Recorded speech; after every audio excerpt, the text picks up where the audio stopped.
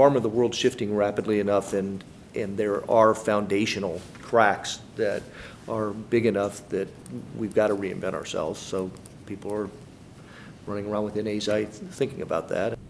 So to say, for the biotechnology and pharmaceutical industry, there's an increased need for speed, but also we're dealing in a much more global environment. And so being able to innovate openly within our community is important, but being able to openly innovate across the world now is becoming more important than ever.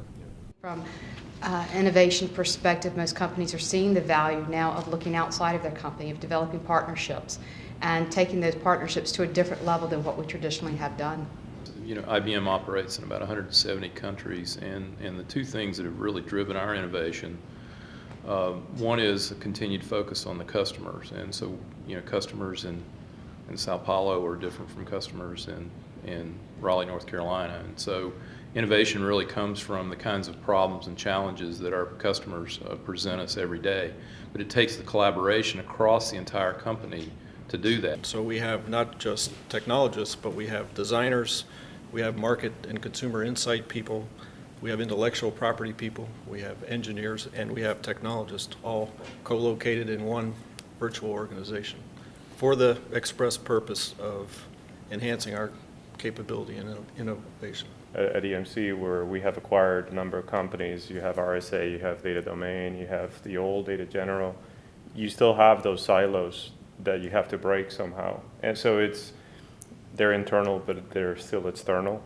So you still have to manage the relationships. Perhaps the only people left in most organizations these days who are really siloed and who have skill sets that are probably too narrow are people in R&D, right? Almost everybody else is forced to be multidisciplinary, right, to be open to people outside of the organization. There are many more boundary spanners than there used to be. It's very hard to hide in your cubicle and not talk to anybody else. There's also the advantage of the executive programs is that you're meeting others within the industry. So you can get ideas how other people are solving some of those problems. I think that that's been one of the big findings of a lot of the people that we have coming through some of the executive programs is the sheer network that's enhanced with the other members of these programs, that they can actually now, they've kind of gone through a learning, they've gone through some of the projects and the challenges, so they're more apt to reach out to a different company. So they don't just stay within their company to try to solve the problems.